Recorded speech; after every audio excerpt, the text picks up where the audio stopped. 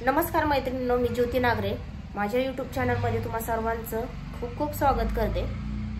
तर यूट्यूबवरती आज असा स्पेशल मी व्हिडिओ टाकणार आहे, कारण मी माझ्या जेव्हापासून यूट्यूब चॅनल वापरते ना तेव्हापासून मी असा व्हिडिओ कधीही टाकला नाही, पण तो आज मी टाकणार आहे। कारण काहीतरी बोलावंसं वाटतंय, सांगावंसं वाटतंय, जे मनामध्ये आहे ते मला शेअर करू वाटतंय आज। कारण मी एवढं कधीच कुणाला सांगितलं नाही, कारण पण आज सगळ्यांना सांगावंसं वाटतंय। कारण जी जिद्द होती मनामध्ये, जे स्वप्न होतं ते कसे पूर्ण करायचे, काय करायचं, त्याच्यामध्ये आपल्याला साथीदार कोण, आपल्याला साथ देणारं कोण, आपल्याला अडथळणारं कोण, हे पण माणसं आपण पण ओळखायला शिकायला पाहिजे ना प्रत्येकाने। म्हणूनच सगळ्यांना मला एकच गोष्ट सांगायची आहे, खरं दादा ताईंनो, तुम्ही माझ्या खरं सख्या भावा बहिणीप्रमाणे, हे माझं यूट्यूब चॅनल, माझे इंस्टाग्राम चॅनल, हे जे आहेत ना, हे सगळे माझ्या भावा बहिणीप्रमाणे आहेत। त्यामुळे मला तुम्हाला ही गोष्ट आज खरंच शेअर करायची आहे। कारण जर आपल्याकडे काही जर असेल ना तर सगळं जग आपल्यासोबत असतं, आणि जर आपल्याजवळ काही नसलं ना तर सगळं जग आपल्या असून सुद्धा आपलं नसतं।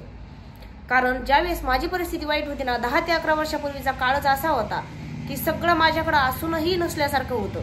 माझे सगळे नातेवाईक होते, सगळे होते, पण कुणी कुणाचं नसतं। प्रत्येकजण आपल्याला नाव ठेवत असतं। त्यावेळेस सर्वांनी खूप नावं ठेवले, सर्वांनी खूप बोलले, जे ते काही सर्वजण सर्व शिकून गेले। पण त्यामधून एकच गोष्ट मला शिकायला मिळाली की आपलं कोण होतं, नको ते कोण होतं, लोक परके चांगले होते की आपले चांगले होते, आपल्याने काय शिकवलं, लोकांनी काय शिकवलं। खूप अनुभव घेतले। माझ्या तर जीवनामध्ये मला साथ देणार कुणीच नव्हतं। खरं सांगू तुम्हाला, मला माझ्या जीवनामध्ये साथ भेटली माझी इंस्टाग्राम फॅमिलीची आणि माझी यूट्यूब फॅमिलीची। हे माझ्या रक्तमासातले जरी नसले ना तर ह्या लोकांनी मला एवढी साथ दिली। आज ह्या लोकांमुळेच आज मी जे आहे काय आहे हे मी फक्त त्या लोकांमुळे आहे। जे माझे आई वडील, माझे भाऊ बहीण, फक्त ह्या 4 लोकांची माझ्या मागे पुण्य आहे। बाकी वरचा तर आपला करता तो आहेच, ते नाही विषय। पण जे आपले होते, जे नातेवाईक होते, कोणी किती अडथळे घातले, कोणी किती बोलले, कोण काय केलं, सर्व खूप आहे काळजामध्ये टिकलेलं। कारण माणूस म्हणतो ना, बोललेलं तरी माणूस विसरतं, पण ज्याने आपल्याला केलं हे आपल्याला कधीच विसरू शकत नाही आपण। असंच काही माझ्या पण जीवनामध्ये घडलेलं होतं। ज्यावेळेस मी इंस्टाग्राम चालू केलं तर त्यावेळेस माझा भाऊ म्हणायचा की इंस्टाग्रामवरती व्हिडिओ टाकायचे नाही, ते आपलं काम नाही, लोक वाईट कमेंट करतात, लोक वाईट बोलतात, ते आपलं काम नाहीये। तर माझा भाऊ म्हणायचा की सोशल मीडिया आपली बस की बात नाही, लोक वाईट कमेंट करतात, वाईट बोलतात, हे आपण करायचं नाही, आपला व्हिडिओ वगैरे टाकायचे नाही, हे करायचं नाही, तू इंस्टाग्राम आयडी बंद करून टाक। मला खूप वाईट वाटायचं की मला काहीतरी करायचंय, मला कुठेतरी नाव कमवून टाकायचं। कारण अशा जगामध्ये शेतकरी पण भरपूर आहे, जे व्हिडिओ टाकतात, व्हायरल होतात, असे भरपूर लोक आहेत। त्याप्रमाणे मला पण काहीतरी करून दाखवायचे। माझे जे स्वप्न होते, माझे स्वप्न राहिले। कारण जन्मल्यापासून जेव्हा मी माझ्या स्वतःच्या पायावरती उभी राहिली तेव्हापासून मला वाटायचं की हे काहीतरी नोकरीला आहे, ते काहीतरी आहे, हे शहरामध्ये आहे, हे काहीतरी कमवतं, हे काहीतरी खातं, यांचे दिवस सुखाचे आहेत, माझे पण असावेत असे मला पण वाटायचं। पण फक्त जे आपलेच लोक असतात ना, हे आपल्या लोकांचं फक्त ऐकून माझे जे स्वप्न होते ना, माझे स्वप्न राहिलेले होते। लग्नाच्या नंतर मला जी पाहिजे गोष्ट ती कोणतीच मिळालेली नव्हती। पण त्यानंतर मी एक असा निर्णय घेतला होता, देवाला एकच प्रार्थना करायची, देवा मला फक्त 10-5 हजाराची काहीतरी तो मला माझी सोय करून देतो, काहीतरी की मी महिन्याला 10 ते 5 हजार रुपये कमवेल। त्यानंतर मी माझ्या विश्वासाने यूट्यूब चॅनल सुरू केलं। नशिबानं तेही एका वर्षाच्या आत मोनेटाईज झालं, तरी पेमेंट चालू झालं। इंस्टाग्राम आयडी माझी होती, माझी इंस्टाग्राम आयडी आज 1,92,000 माझे फॉलोअर्स आहेत। म्हणजेच या महिन्याच्या अखेर माझे 2 लाख फॉलोअर्स कंप्लीट होतील। एवढा जीवनामध्ये संघर्ष केला कदाचित कुणीही करत नसेल, एवढा जीवनामध्ये त्रास सहन केला की कुणीच करत नसेल, तरीही मी प्रत्येक गोष्टीमध्ये सुखी समाधानी आहे। तर आज या महिन्याअखेर मी 2-2 लाख रुपये महिन्याचे कमवते सध्यामध्ये, तरी आज मला काही वाटत नाही। कारण आजचे दिवस माझे सुखाचे आहेत, पण ज्यावेळेस मला काहीच नव्हतं त्यावेळेस माझे खूप दुःखाचे दिवस होते। मी खूप दुःख सहन केलं होतं। मी माझ्या परिस्थितीला कधीच विसरणार नाही की मी कोणत्या परिस्थितीमधून आले। कारण शेतामध्ये खूप कष्ट करावं लागायचं, खूप काम करावं लागायचं, आणि काम तरी काय असायचं, शेतामध्ये उन्हातानाचं काम करायचं, आणि बाईची लायकीच किती आहे, 300 ते 400 रुपये कमवायचे, दिवसभर काम करून उन्हातानामध्ये काही नव्हतं मिळत। शेतकऱ्याला शेती परवडत नाही, खरंच परवडत नाही। प्रत्येक जण म्हणतं शेती परवडते, शेताला माल भाव म्हणजे पिकाला भाव नाही, ज्यावेळेस माल विकायला येतो त्यावेळेस त्याला भाव मिळत नाही, ज्यावेळेस पीक काढायला येतं त्यावेळेस मजुराला भरपूर पैसे द्यावे लागतात, त्यामुळे आपल्याला पीक परवडत नाही। खूप वाईट काळ अनुभवला, खूप वाईट काळ तुम्ही वरती आले। मग मला सख्ख्या भावाने पण सांगितलं होतं की इंस्टाग्रामला व्हिडिओ टाकायचे नाही असं तसं, पण मी नाराज झाले नाही त्यावेळेस. खरंच हातात झाले थोडीशी की आता मी व्हिडिओ टाकत होते हे पण बंद होणार असं तसं म्हणून, पण मग मी त्यांना ब्लॉक करून टाकलं. भावालाही ब्लॉक केलं आणि माझ्या मिस्टरांना पण ब्लॉक केलं. त्यानंतरचा काही दिवस असेच गेले. ज्यावेळेस माझे 1 लाख फॉलोअर झाले आणि माझा एक व्हिडिओ एवढा व्हायरल झाला एका रात्रीमध्ये तो 27 मिलियनमध्ये गेला.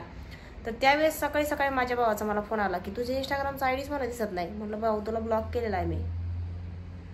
मग ब्लॅकलिस्टमधून माझ्या भावाला मी काढलं, नवऱ्याला पण काढलं. त्यावेळेस सगळ्यांना आनंद झाला. खरंच काहीतरी कमवलं, काहीतरी कमवून दाखवलं. कुणाला सांगत नव्हते मी कोणतीच गोष्ट, मी काय करते मी काय नाही. यामध्ये फक्त माझ्या बहिणीचा आणि माझ्या आईचा मला हात असायचे की तू व्हिडिओ टाक, आपण तुला काय टाकायचे टाक, वाईट व्हिडिओ टाकू नको आणि वाईट मार्गी कधी लागायचं नाही, बस एवढंच. फक्त आपले ज्या वडील आहेत त्या वडिलांचे मान आपल्या काहीतरी कोणत्या कारणामुळे ती खाली जाईल, त्यांना खाली भाव लागेल असं काही काम करायचं नाही, हे माझ्या पण डोक्यात होतं. पण आई शेवटी आई असते, ती त्या गोष्टी सांगायचे, मी मान डावलायचे. त्यानंतर असा काही काळ गेला की नंतर मग मी औषधांचं दुकान सुरू केलं, औषधांचं दुकान टाकलं, तेही माझं चालूच आहे. त्यानंतर मी साड्यांचं दुकान टाकलं स्वतःचं, तेही चालूच आहे. साड्यांचं पाहते, कपड्यांचं दुकान पाहते, दिवसभर काबाड कष्ट करायचे. एक कॉल होईपर्यंत 10 कॉल येऊन जातात, एवढे कॉल उचलायचे, सर्वांसोबत बोलायचं, पॅकिंग करायच्या, ॲड्रेस लिहायचे, पॅकिंग करायचे, औषधं पाठवायचे, कुणाला रिझल्ट आलाय, कसा आलाय, काय आलाय, प्रत्येकजण काय बोलतंय, प्रत्येकाविषयी बोलून घ्यायचं. औषधाच्या पॅकिंग करायच्या, पार्सल पाठवायचे कुरिअरला, मोठी बॅग घेऊन पार्सल कुरिअर मला करायला जावं लागतं. कितीही वेळा, काही उशीर होतो, काही होतं, करावं लागतं. प्रत्येक गोष्टीला खंबीरपणे उभं राहावं लागतं. प्रत्येक गोष्ट, मी एक स्त्री असून मला तर माझा गर्व आहे की मी जे करते हे प्रत्येक महिला करू शकत नाही. आणि माझं पहिल्यापासून एकच सांगणं होतं की जर आपल्या भारताचे राष्ट्रपती जर महिला होती तर आपण एकही गोष्ट आपण करू शकत नाही का. आज प्रत्येक जण मला नाव ठेवू, काही ठेवू, मला कुणाचं काही घेणं देणं नाही. मी जे करते ना मला योग्य वाटतं म्हणून मी करते. माझ्या मागे माझ्या नवऱ्याची साथ आहे, माझ्या आईची, भावाची, बहिणीची, माझे जे आहेत ना रक्त मासाची, ह्यांची मला साथ आहे. आणि ह्या इंस्टाग्राम फॅमिली आणि यूट्यूब फॅमिलीने मला एवढी साथ दिली माझ्या वाईट काळामध्ये, कारण हे होते म्हणूनच मी आजपर्यंत आहे. सगळेजण ह्या फॅमिलीला मी पण कधीच विसरणार नाहीये. तर फक्त एकच जाणीव झाली की वाईट काळामध्ये कोण काय काय हे सगळं मला कळालं. कारण दादा त्यांना मला एकच गोष्ट सांगायची आहे की ज्यावेळेस माझं काहीच अस्तित्व नव्हतं ना त्यावेळेस मी पण खूप रडले, खूप संघर्ष केला. पण जे आपले नातेवाईक होते ना ह्यांनी मला अजून खड्ड्यात गाडायचा प्रयत्न केला, पण मी गाडलीच गेली नाही. हिंमत होती माझ्यामध्ये पण बाहेर येण्याची. मी माझ्या स्वतःच्या बळावर लढत राहिले, ती लढाई मी जिंकले. आणि आता मी काल 87,000चा मोबाईल घेतला, iPhone 16. तर सगळ्यांचे मला कॉंग्रॅच्युलेशन्स असे मेसेज यायला लागले. पण नातेवाईकांचे आले मस्त, अशीच प्रगती करत राहा म्हणणार काय शेवटी. पण देवा त्यांना पण सुखी ठेव, त्यांचं पण काळजी घे की ते माझ्याविषयी वाईट होते, पण देवा त्यांचं पण तू चांगलं कर. कारण एखाद्याचं वाईट हो म्हटलेलं कधी होत नसतं, चांगलंच हो म्हणायला लागतं, तेव्हा देवा आपलं चांगलं करतो. माझे कधीच कोणाविषयी अशी वाईट भावना नव्हती की त्याचं वाईट व्हावं आपलं चांगलं व्हावं, असं कधी देवाला म्हटलं नाही मी माझ्या मनामध्ये आधी देवा समोरच्याचं चांगलं कर मग माझं चांगलं कर, म्हणून देवाने माझं चांगलंच केलं. सगळ्यांना एकच सांगायचं, कोण म्हणतं देव नसतो, अरे देव देव देव प्रत्येक चरणात असतो, प्रत्येक माणसामध्ये देव आहे, दगडात देव आहे, जनावरांमध्ये देव आहे, प्रत्येकाकडे देव आहे, पण तो आपल्याला दिसत नाही. कारण जो आपल्या डोळ्यावरचा पट्टा आहे ना, जो डोळ्यावरचा चष्मा आहे ना, चष्मा चांगला ठेवावा लागतो, म्हणजे प्रत्येक जागेवरती देव दिसतोय. अरे साधं कोणी जर कुठं जर एखादं धडकलं जर पडलं ना आणि त्याचं जर काही जर लागलं नाही तर लोक तिथं थांबत नाहीत, आणि जर एखाद्या जर लागलं ना तर लोक गंमत पाहायला तिथं थांबतात. म्हणजे लोक खूप कलमी आहेत. खूप वाईट काळ होता, त्या वाईट काळामध्ये ज्यांनी मला साथ नाही दिली ना ते पण लोक आठवणी ते चांगले. आता ज्यांनी मला साथ दिली ती पण मला वाईट होणे ते चांगले. माझ्या वाईट काळामध्ये माझं कुणीच नव्हतं, माझ्या चांगल्या काळामध्ये माझ्यासोबत सगळे आहेत. आता ह्याचा अभिमान आहे का गर्व आहे का काय आहे हे तुम्ही पण समजून घेऊ शकता. कारण प्रत्येकाला स्वतःच्या जीवन कसं जगायचं ह्याचा हक्क आहे. मला महिलांना एकच गोष्ट सांगायची, तुम्ही पण काहीतरी करू शकता, तुम्ही तुमचं करिअर घडू शकता. असं नाही की फक्त महिला चूल मूल आहे आणि एवढं सांभाळू शकते, महिला पण काहीतरी कमवू शकते. आज महिन्याचे 1.5 पावणे 2 ते 2 लाख रुपये महिन्याचे मी कमवते, तुम्ही का ना कमवू शकत, कमवू शकता. हे जे नातेवाईक वगैरे होते ना हे जे सगळे, तर हे असे समोर आणणार आहे समोर सोशल मीडियाच्या समोर की जे प्रत्येक काय जे बोललेलं आहे, काय आहे सगळं सांगणार आहे मी. सगळं शब्दासहित स्पष्टीकरण करून सांगणार आहे, त्यांच्या नावासहित बोर्ड लावणार आहे. कारण ज्यावेळेस आपलं काही चालत नव्हतं ना, त्यावेळेस त्यांनी आपला खूप फायदा घेतला. पण तेच नातेवाईक आता समोर आणणार आहे, त्यांच्या पण नावाचं काहीतरी बदनामी करायची आपल्याला, खरंच करायची. कारण त्यांनी पण आपली खूप केली, आपलं काही कारण नसताना केली. माझा वडील एवढा देव माणूस होता, माझी आई देव माणूस होती, आम्ही पण तसेच होतो, आमच्या आई वडिलांसारखेच. आणि मी माझ्या आयुष्यामध्ये तेच काम करणार आहे. कारण आज लोकांचे कमीत कमी झोपेतून उठल्याच्या नंतर 2 ते 3 मला मेसेज असतात की तुमच्या कोणत्याही कामाला यश येऊ दे, तुम्हाला प्रत्येक गोष्ट मिळू दे, तुमचं चांगलं होऊ दे. चांगलंच होणार आहे. सगळ्यांचे आशीर्वाद माझ्या पाठीमागे आहेत.